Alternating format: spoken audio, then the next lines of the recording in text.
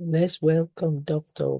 Pratik Mungekar, FRSA from India, an educationist, keynote and plenary speaker, and lecturer. Smart Group of Institution, Pune, India, the Director, Research, Innovation, and Internationalization, and he will be teaching us on artificial intelligence. Professor Dr. Patrick Mungekar is a globally recognized scientific professor, counselor, and international speaker. Dr. Mungekar is a trailblazer in his field and has achieved several notable firsts.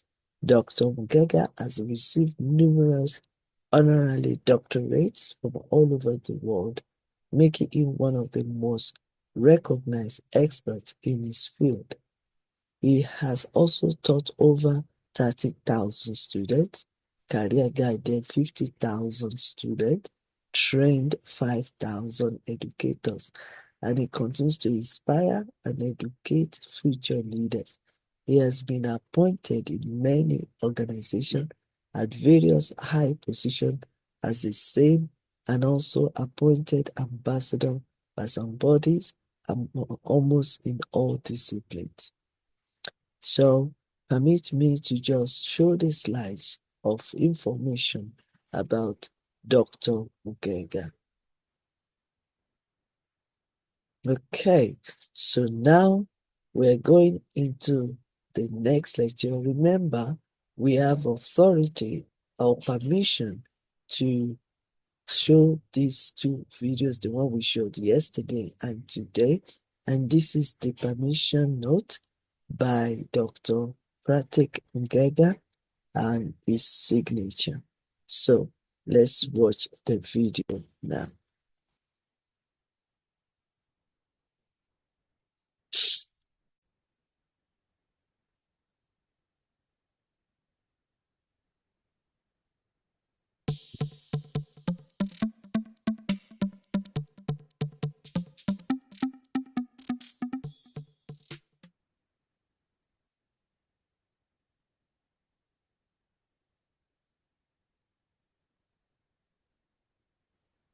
So today I'm going to discuss natural language processing fundamentals.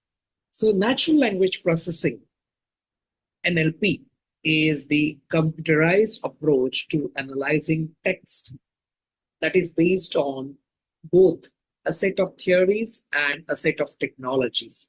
And being a very active data of research and development, there is not a single agreed upon definition that would satisfy everyone. But there are some aspects which would be part of any knowledgeable person's definition. The definition I offer is natural language processing is a theoretically motivated range of computational techniques for analyzing and representing naturally occurring text at one or more levels of linguistic analysis for the purpose of achieving human-like language processing for a range of tasks or application. So several elements of this definition can be further detailed later on. Firstly, the imprecise notion of range of computational techniques is necessary because there are multiple methods or techniques from which to choose to accomplish a particular type of language analysis. So naturally occurring text can be of any language, mode, genre, etc. The text can be oral or written. The only requirement is that they be in a language used by humans to communicate to one another. Also, the text being analyzed should not be specifically constructed for the purpose of the analysis, but rather that the text be gathered from actual uses. The notion of levels of linguistic analysis to be or refers to the fact that there are multiple types of language processing known to be at work when humans produce or comprehend language. It is it is thought that humans normally utilize all of these levels since each level conveys different types of meanings. But various NLP systems utilize different levels or combination of levels of linguistic analysis. And this is seen in differences amongst various NLP applications. So this is also leads to much confusion on the part of non-specialists as to what NLP really is, because a system that uses any subset of these levels of analysis can be said to be an NLP based system. The difference between them, therefore, may actually be whether the system uses weak NLP or strong NLP. So, human like language processing reveals that NLP is considered a discipline within artificial intelligence, AI. And while the full lineage of NLP does depend on a number of other disciplines, since NLP strives for human like performance, and it is appropriate to consider it an AI discipline. So, for a range of tasks or applications, points out that NLP is not usually considered a goal in and of itself, except perhaps for AI researchers. For others, NLP is means for accomplishing a particular task. Therefore, you have information retrieval IR systems that utilize NLP, as well as medicine translation MT, question answers, etc. Now, the goal. The goal of NLP is to accomplish human like language processing. The choice of the word processing is very deliberate and should not be replaced with understanding. Although the field of NLP was originally referred to as natural language understanding, NLU, in the early days of AI, it is well agreed today that while the goal of NLP is true NLU, that goal has not yet been accomplished. So a full natural language understanding NLU system would be able to paraphrase and input text. Secondly, translate the text into another language. Number three, answer questions about the contents of the text. And the last one, draw inferences from the text. While NLP has made serious inroads into accomplishing goals, uh, all these goals like paraphrase and input text, translate the text into another language, and answer questions about the contents of the text. The fact that NLP systems cannot, uh, of themselves, draw inferences from texts. So NLU still remains, natural language understanding still remains the goal of natural language processing, NLP. So there are more practical goals for NLP, many related to the particular application for which it is being utilized. For example, an NLP based IR system has the goal of providing more precise, complete information in response to a user's real information need. So the goal of the NLP system here is to represent the true meaning and intent of the user's query, which can be expressed as naturally in everyday language as if they were speaking to a reference librarian. Also, the contents of the documents that are being searched will be represented at all their levels of meaning, so that a true match between need and response can be found, no matter how either are expressed in their surface form. Then comes origins. So, as most modern disciplines, the lineage of NLP is indeed mixed and still today has strong emphasis by different groups whose backgrounds are more influenced by one or more or one or another of the disciplines. So, key among the contributors to the discipline and practice of NLP are linguistics focuses on formal structural models of language and the discovery of language universals. In fact, the field of NLP was originally referred to as computational linguistics. Okay, so computer science is concerned with developing internal representation of data and efficient processing of these structures. And cognitive psychology also looks at language usage as a window into human cognitive processes and has the goal of modeling the use of language in psychologically plausible way. Then comes divisions. So while the entire field is referred to as natural language processing, there are in fact two distinct focuses: language processing and language generation. Okay, I repeat, language processing and language generation. The first of these refers to the analysis of language for the purpose of producing a meaningful representation, while the latter refers to the production of language from a representation. So the task of natural language processing is equivalent to the role of reader or listener, while the task of natural language generation is that of the writer or speaker. While much of the theory and technology are shared by these two divisions, so natural language generation also requires a planning capability. That is, the generation system requires a plan or model of the goal of the interaction in order to decide what the system should generate at each point in an interaction. So we will focus on the task of natural language analysis as this is most relevant to library and information science. Another distinction is traditionally made between language understanding and speech understanding. So speech understanding starts with and speech generation ends with oral language and therefore rely on the traditional fields of acoustics and phonology.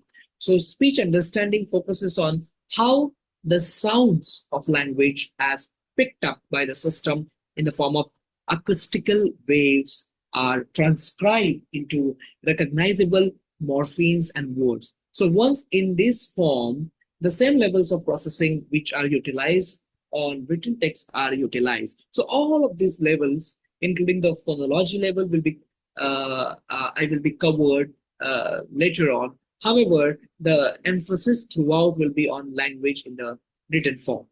Okay, so this is brief history of natural language processing.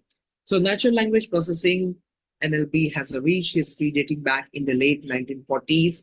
One of the earliest endeavors in this field was machine translation, initiated by researchers like Weaver and Booth in 1946, drawing upon wartime code breaking expertise.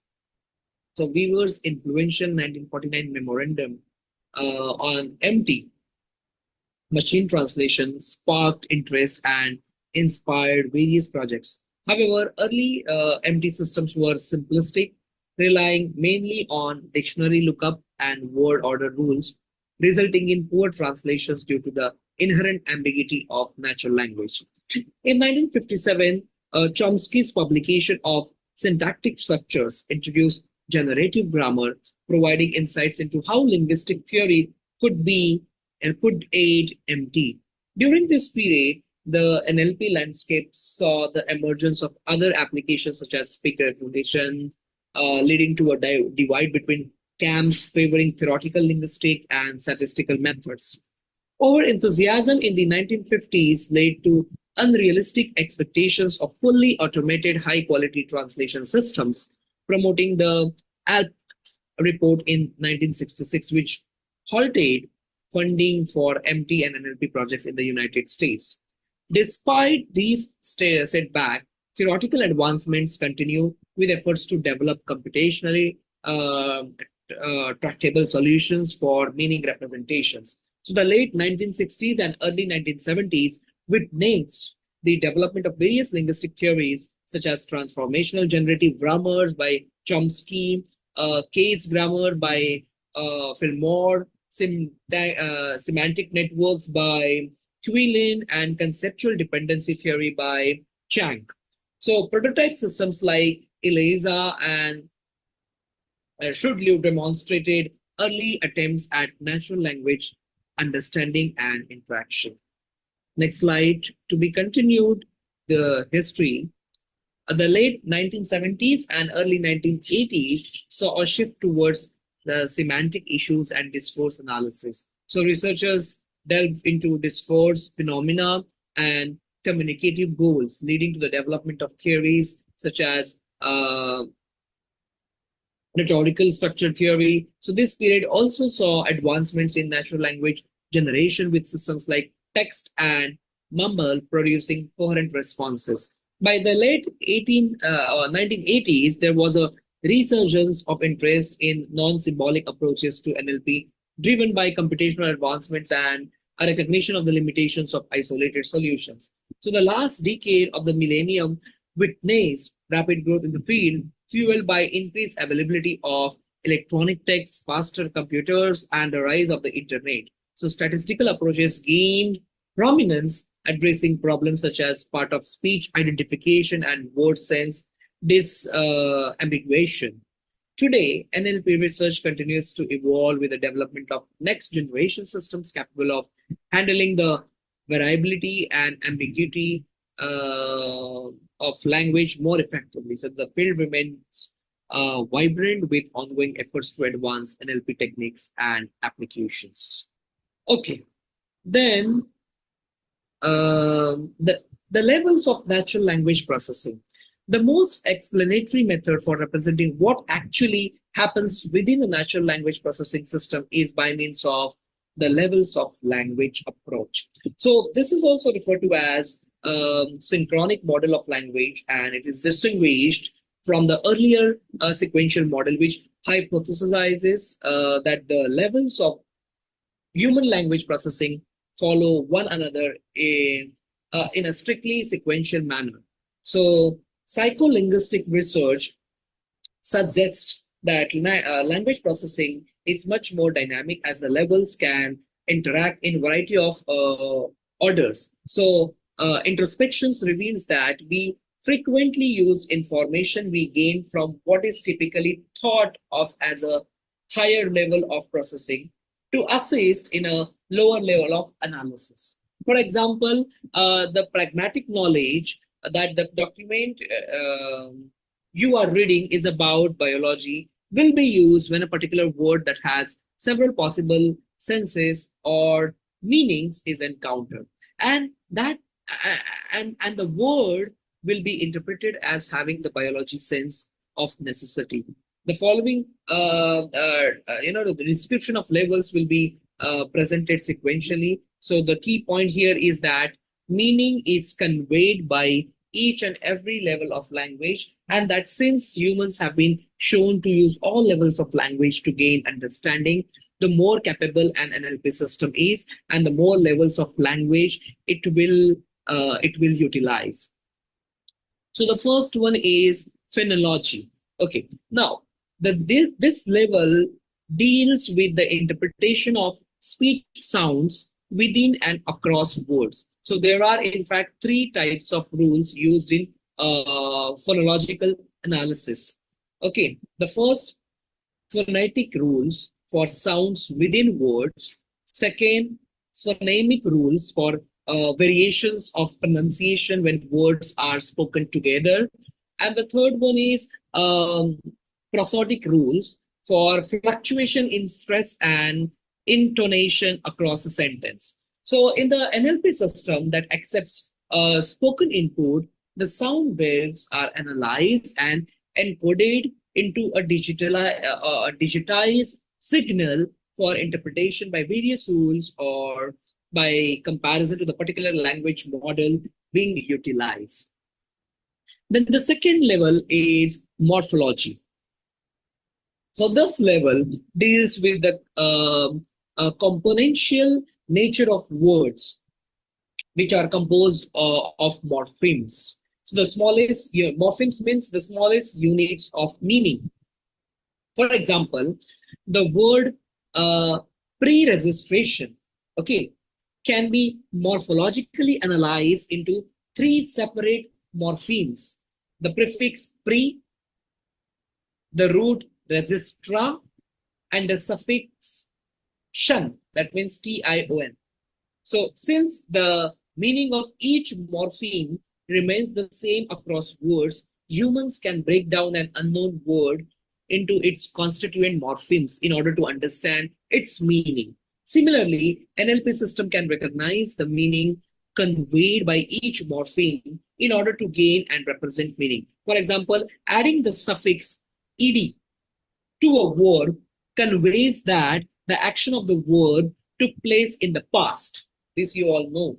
And this is a key piece of meaning, and in fact is frequently only evidenced in a text by the use of the ed morpheme. Then the next level is lexical.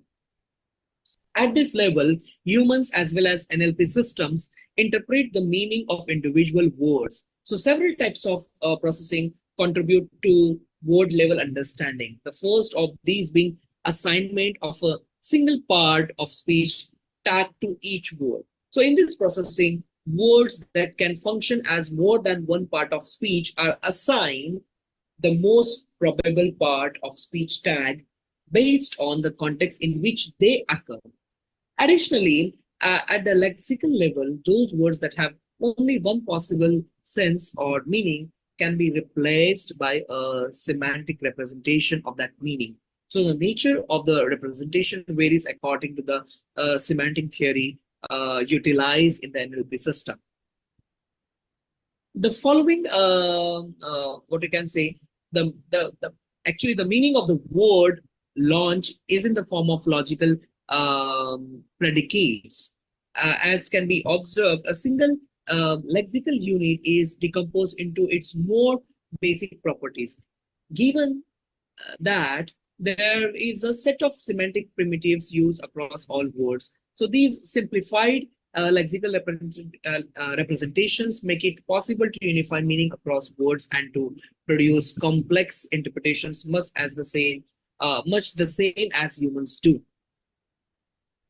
So the lexical level may require a lexicon, and the particular approach taken by an NLP system will determine whether a lexicon will be utilized, as well as the nature and extent of information that is encoded in the lexicon. So lexicons may be quite simple with only the words and their parts of speech, or maybe increasingly complex and contain information on the semantic class of the word.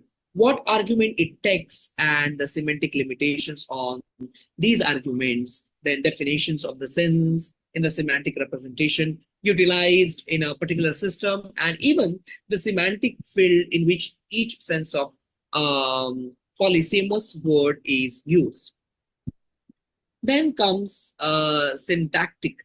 So this level focuses on analyzing the words in a sentence so as to uncover the grammatical structure of the sentence. So this requires both a grammar and a parser.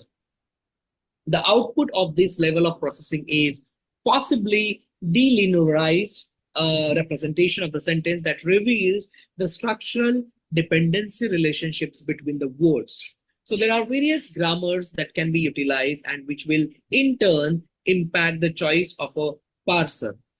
Not all NLP applications require a full parse of sentences. Therefore, the remaining challenge in parsing of prepositional phrase attachment and conjunction scoping no longer stymie those applications for which phrasal and clausal dependencies are sufficient. So syntax conveys meaning in most languages because order and dependency contribute to meaning. For example, the two sentences, the dog chased the cat and the cat chased the dog, differ only in terms of syntax, yet convey quite different meanings. Okay, so this is about syntactic. Then the next is semantic. So this is the level at which most people think meaning is determined. However, as we can see in the previous defining of the levels, it is all the levels that contribute to meaning. So semantic processing determines the possible meanings of a sentence by focusing on the interactions among word level meanings in a sentence. So this level of processing can include the semantic disambiguation of words with multiple senses in an analogous way to how syntactic disambiguation of words that can function as multiple parts of speech is accomplished at the syntactic level. So semantic disambiguation permits one and only one sense of polysemous words to be selected and included in the semantic representation of the sentence. For example, amongst other meanings, file. File as a noun can mean either a folder or storing papers, or a tool to shape one's fingernails, or line of individuals in a queue. If information from the rest of the sentence were required for the disambiguation, the semantic, not the lexical level, would do the disambiguation. So a wide range of methods can be implemented to accomplish the disambiguation, some which require information as to the frequency with which each sense occurs in a particular corpus of interest or in general uses. So some which require consideration of the local context, and others which utilize pragmatic knowledge of the domain of the document. Then comes discourse. While syntax and semantics works with sentence length units, the discourse level of NLP works with units of text longer than a sentence. Okay, that is, it does not interpret multi-sentences or multi-sentence text as just concatenated sentences, each of which can be interpreted singly. Rather, discourse focuses on properties of the text as a whole that convey meaning by making connections between component sentences. So several types of discourse processing can occur at this level. Two of the most common being anaphora resolution and discourse text structure recognition. Now, anaphora resolution is the replacing of words such as pronouns, which are semantically vacant, with the appropriate entity to which they refer. Discourse text structure recognition determines the functions of sentences in the text, which in turn adds to the meaningful representation of the text. For example, newspaper articles can be deconstructed into discourse components such as lead, main story, previous events, evaluation, attributed codes, and expectations. Then comes pragmatic. So this level is concerned with the purposeful use of language in situations and utilizes context over and above the context of the text for understanding. So the goal is to explain how extra meaning is read into texts without actually being encoded in them. So this requires much world knowledge, including the understanding of intentions, plans, and goals. So some NLP applications may utilize knowledge bases and inferencing modules. For example, the two sentence require the two sentences which I'm going to tell you require resolution and the anaphoric term they, but this resolution requires pragmatic or world knowledge. The first sentence is, the city councillors refuse the demonstrators a permit because they feared violence. This is first sentence. And the second, the city councillors refused the demonstrated a permit because they advocated revolution. So these two sentences require resolution of the anaphoric term they, but this resolution requires pragmatic or world knowledge. Okay, the summary of levels. So current NLP systems tend to implement modules to accomplish mainly the lower levels of processing. So this is for several reasons. First, the application may not require interpretation at higher levels. Secondly, the lower levels have been more thoroughly researched and implemented. Thirdly, the lower levels deal with smaller units of analysis, example, morphemes, words, and sentences, which are rule governed uh, versus the higher levels of language processing, which deal with text and word knowledge, and which are only regularity governed. As will be seen in the following section on approaches, the statistical approaches have to date been validated on the lower levels of analysis, while the symbolic approaches have dealt with all levels, although there are still few working systems which incorporate the higher levels. Then comes approaches to natural language processing. Now, natural language processing approaches fall roughly into four categories: symbolic, statistical, connectionist, and the fourth one I forgot, and hybrid. Okay, so symbolic and statistical approaches have coexisted since the early days of this field. So connectionist NLP work first appeared in 1960s. For a long time, then symbolic approaches dominated the field, and in the 1980s, statistical approaches regained popularity as a result of the availability of critical computational resources and the need to deal with broad real world context. So connectionist approaches also recovered from earlier criticism by demonstrating the utility of neural networks in NLP. So this particular section examines each of these approaches in terms of their foundations, typical techniques, differences in processing and system aspects, and their robustness, flexibility, and suitability for various tasks. So first we'll see a symbolic approach. Now, a symbolic approaches perform deep analysis of linguistic phenomena and are based on explicit representation of facts about language through well understood knowledge representation schemes and associated algorithms.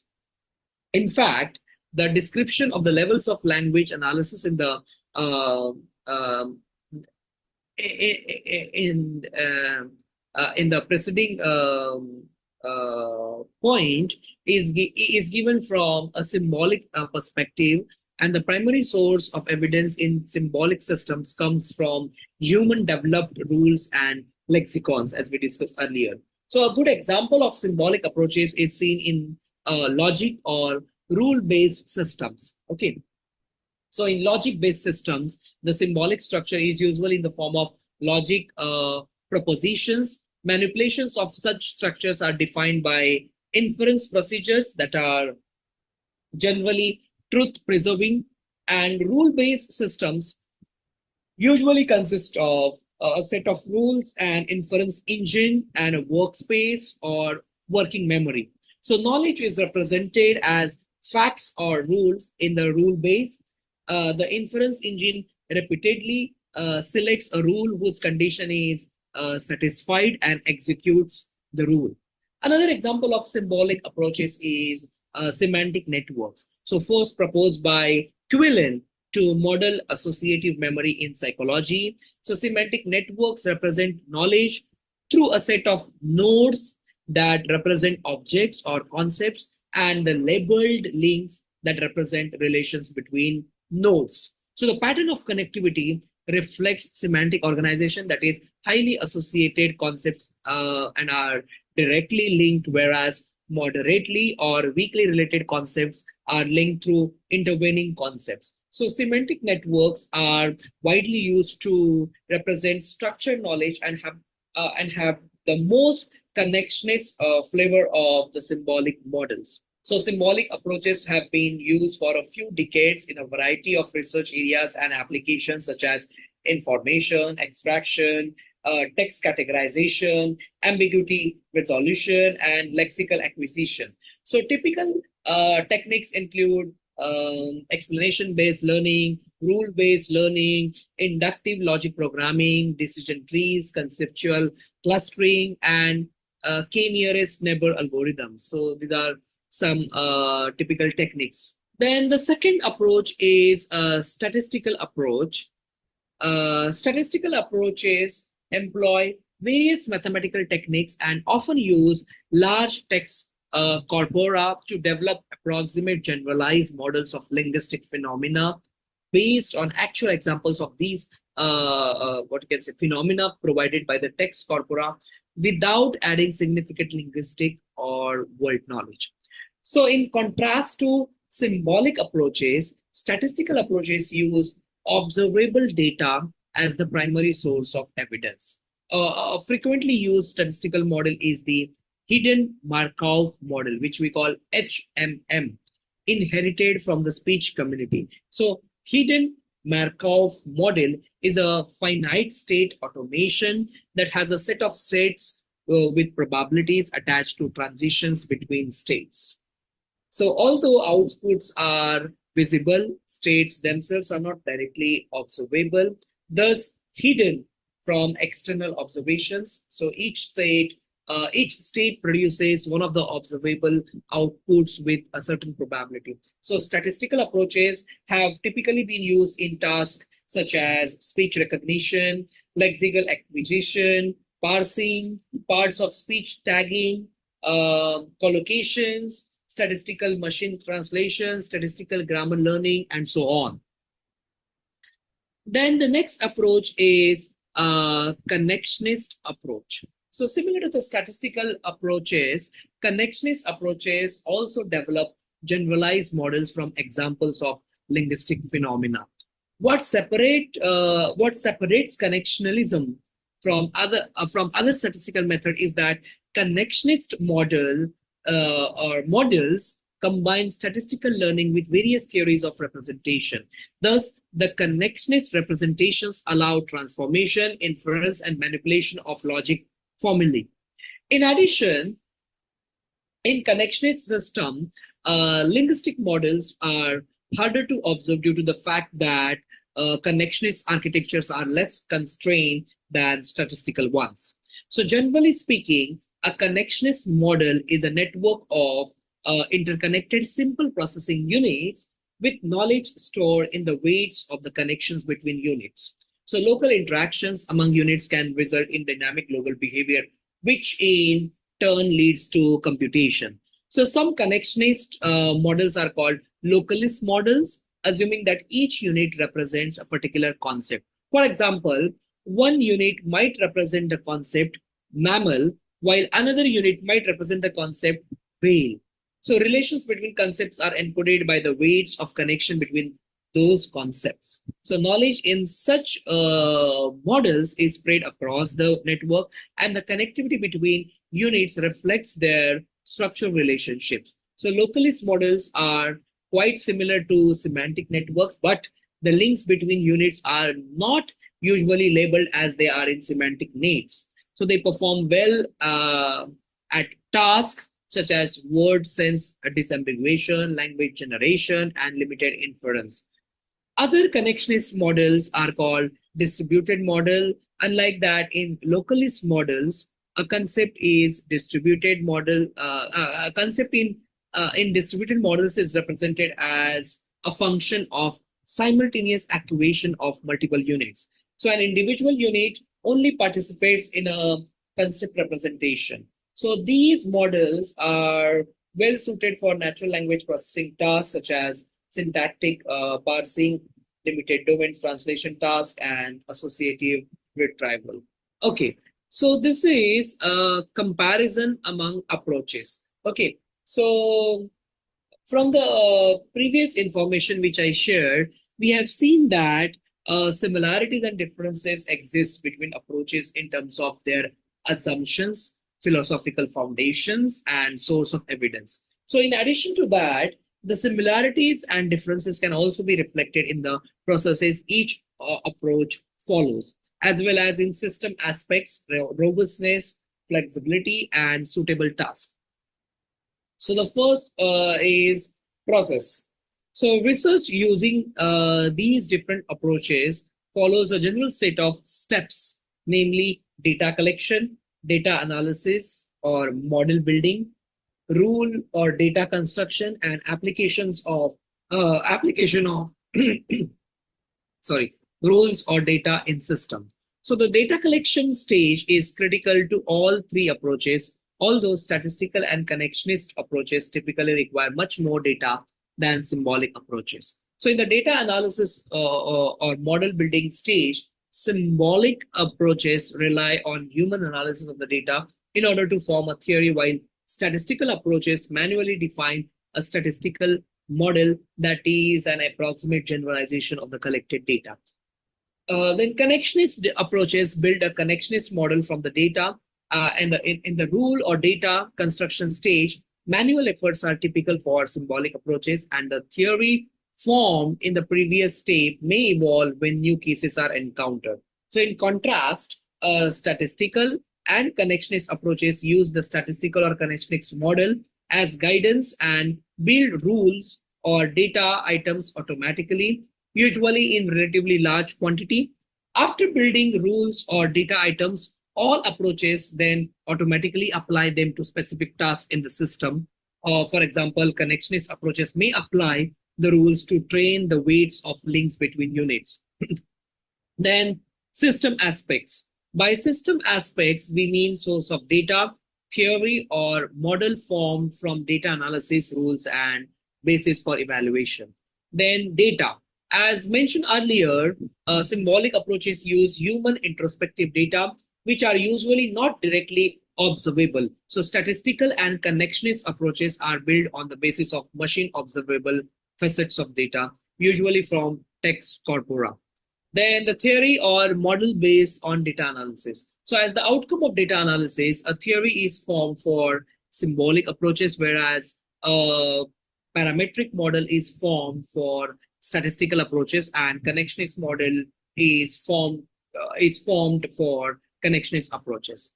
Then rules. For symbolic approaches, the rules construction stage usually results in rules with detailed criteria of rule application. For statistical approaches, the criteria of rule applications are usually at the surface level or underspecified. And for connectionist approaches, individual rules typically cannot be recognized.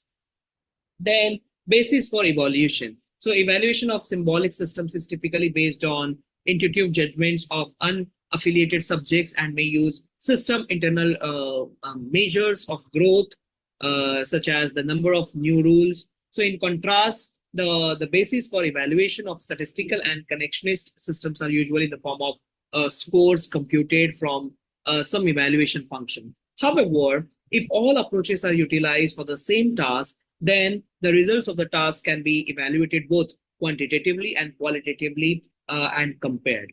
Then robustness. You know, symbolic systems may be fragile when presented with unusual or noisy input. To deal with anomalies, they can anticipate them by making the grammar more general to accommodate them. Compared to symbolic systems, statistical systems may be more robust in the face of unexpected input, provided that training data is sufficient, which may be difficult to be assured of.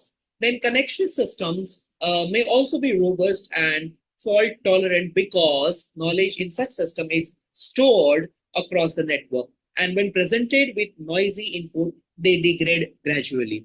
Then comes flexibility. So since symbolic models are built by human analysis of well formulated examples, symbolic systems may lack the flexibility to adapt dynamically to experience. So in contrast, statistical systems allow broad coverage and may be better able to deal with unrestricted text for more effective handling of the text of handling of the task at hand. So connectionist system exhibit flexibility by dynamically acquiring appropriate behavior based on the given input. For example, the weights of connectionist network can be adapted in real time to improve performance. However, such system may have difficulty with the representation of structures needed to handle complex conceptual relationships, thus limiting their abilities to handle high-level NLP. Then suitable tasks. So symbolic approaches seem to be suited for phenomena that exhibit identifiable linguistic behavior. So they can be used to model phenomena at all the various linguistic levels described earlier. So statistical approaches have proven to be effective in modeling language phenomena based on frequent use of language as reflected in text corpora. So linguistic phenomena that are not well understood or do not exhibit clear regularity are candidates for statistical approaches. Similar to statistical approaches, connectionist approaches can also deal with linguistic phenomena that are not well understood. So they are useful for low-level NLP tasks that are usually subtasks in a larger problem. So to summarize, symbolic, statistical, and connectionist approaches have exhibited different characteristics. Thus, some problems may be better tackled with one approach while other problems by another. So in some cases, for some specific tasks, one approach may prove adequate, while in other cases, the tasks can get so complex that it might not be possible to choose a single best approach. So in addition, as one of the great researchers, Lavins and uh, um, Grasnik, pointed out, there is no such things as purely statistical method. So every use of statistics is based upon a symbolic model, and statistics alone is not adequate for NLP. So towards this end, statistical approaches are not at odds with symbolic approaches. In fact, they are rather complementary. And as a result, researchers have begun developing hybrid techniques that utilize the strengths of each approach in an attempt to address NLP problems more effectively and in more flexible manner. Okay, then here comes natural language processing applications. So natural language processing provides both theory and implementations for a range of applications. In fact, any application that utilizes text is candidate for NLP. So the most frequent applications utilizing NLP include first information retrieval, okay, which we call IR. So given the significant presence of text in this application, it is surprising that so few implementations utilize NLP. Recently, statistical approaches for accomplishing NLP have been more utilization, but few systems other than those have developed significant systems based on NLP. Then the second is information extraction, which we call IE, a more recent application area. IE focuses on the recognition, tagging, and extraction into structured representation certain key elements of information, example, persons, companies, locations, organizations, from large collection of text. So these extractions can then be utilized for a range of applications, including question answering, visualization, and data mining. Then the next application is question answering. So in contrast to information retrieval, which provides a list of potentially relevant documents in response to user's query, question answering provides the user with either just the text of the answer itself or answer providing passages. Then summarization. So the higher levels of NLP, particularly the discourse level, can empower an implementation that reduces a large text into a shorter, yet richly constituted, abbreviated narrative representation of the original document. Then machine translation. Perhaps the oldest of all NLP applications, various levels of NLP have been utilized in machine translation systems, ranging from the word-based approach to applications that include higher levels of analysis. Then dialogue systems, perhaps the omnipresent application of the future in the systems envisioned by large providers of end user applications. So dialogue systems, which usually focus on narrowly defined applications, for example, your refrigerator or home sound system, currently utilize the phonetic and lexical levels of language. So it is believed that utilization of all the levels of language processing explained just now offer the potential for truly habitable dialogue systems. So these are some applications of NLP. The next slide, please. Finally, conclusion. Okay. So while NLP is a relatively recent area of research and application as compared to other information technology approaches, There have been sufficient successes to date that suggest that NLP-based information access technologies will continue to be a major area of research and acknowledgement in information systems now and far into the future.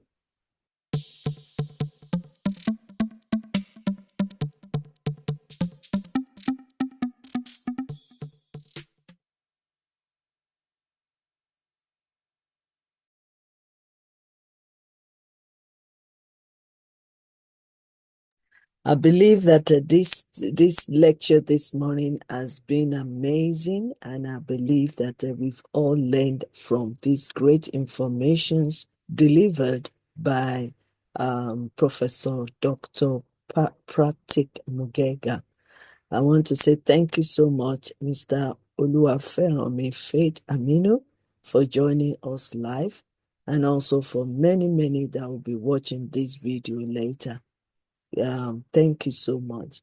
And now I need to show quickly the assignment for this particular um assignment for this particular yes, so this is the assignment for this particular video sent by Professor Dr. Pratik Mungekar, who is presently at Singapore teaching and also receiving awards. So these are the questions. We say, what key message did the speaker emphasize in this talk that you just watched the video? Mention one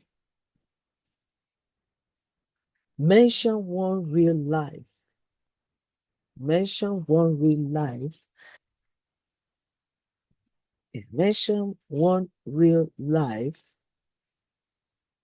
or example cited during this lecture in this video.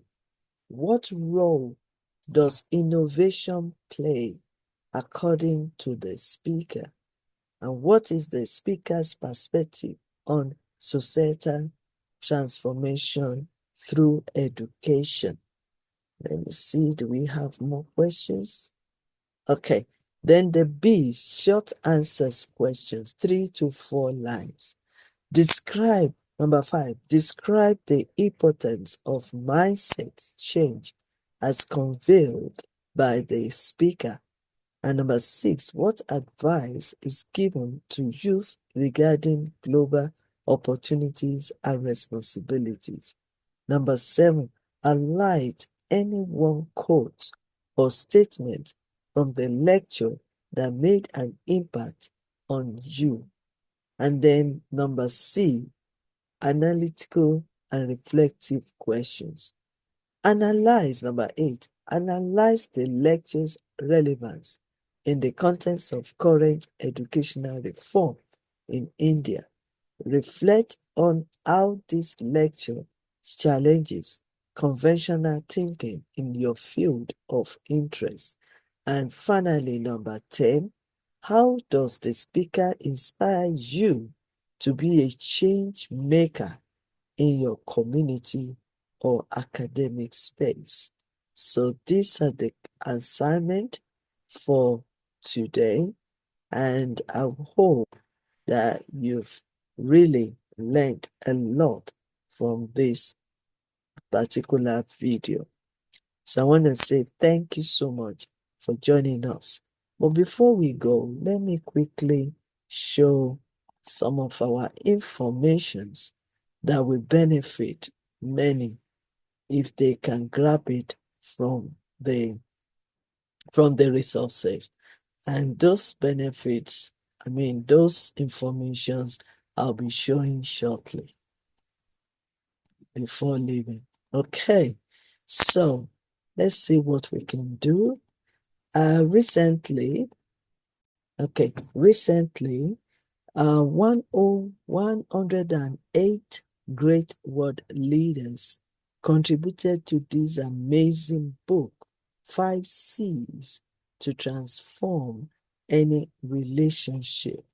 The 5 C's on communication, conflict resolution and management, critical and creative thinking, connection and collaboration, commitment, consistent, and competent. And this book was forwarded by Chancellor Peter Chan, the former mayor of Barking and Dagenham, Essex, here in United Kingdom, and it's been complied with international co-authors by Professor Dr. Elizabeth Lucas Afolalu. So the book is now available on Amazon. But if you want the ebook, if you want to purchase the ebook, you can as well order from Amazon or order from yyci.academic@gmail.com. Both the paper book and the ebook or Kindle are also available on amazon.com or amazon.co.uk. So, this mega book, don't miss out on this opportunity. And at the moment, you can grab it at a lower price. Apart from that, I've written other books like Mindset for Transforming Leadership and Management and Mindset for Transforming Your Finance to Create Wealth. I've also written a book on Yes You Can, Build Deeper Relationship, Earn More Money, and Be an Happier You. It's also translated into French. And another love book, which is The Love We Lost, How to Reconnect and Rebuild Your Relationship. And that also has been translated to French. And we also have a book, Yes You Can Mindset 101, and Yes You Can Nugget of Wisdom 101. Become a learner, because learning is living. And you can see various of our links where you can connect with us. Please, if you haven't subscribed yet, please subscribe to YYCI.tv YouTube channel. And you can get us on Elizabeth Twitter, Elizabeth Lucas Inspiration, LinkedIn, Elizabeth Lucas Afolalu, Instagram, Elizabeth Lucas Afolalu, Facebook, Elizabeth Lucas II, and website Y.Y.C.I. yesyoucaninternational.com or yesyoucaninternational by elizabeth.com. So please connect with us. So these are more books as well being collaborated by some of our members. We have My Husband, The Power of Wisdom for Journey of Life by Olufemi Lucas Afolalu, and How to Change Your Mindset by Olufemi Lucas. We also collaborated, like this one, we have The Queen and the Prince Success Strategy, and we also have Yes You Can International, Transform Our Lives Through Growth Mindset. So that's testimonial of all and of majority of our committed members of Y.Y.C.I. And then we have book series. We have volume 1, 2, 3, 4 of Relationship Matters, how to solve conflict, how to maintain and keep relationship, how to manage emotion. So more books as well that we've collaborated with other great leaders in the society or in the world. So those books also are available on Amazon. Then we have so many magazines. If you want any of them, please email us on yyci.com and yyci.academic@gmail.com. So this is where we will end this masterclass today. And I want to say thank you so much for joining us. And on behalf of Appleton Private University and Yes You Can International Academic UK and UK Spain, we want to appreciate those that have watched this video. We also want to appreciate our lecturer, Professor Dr. Pratik Mungekar from India. Thank you so much and God bless.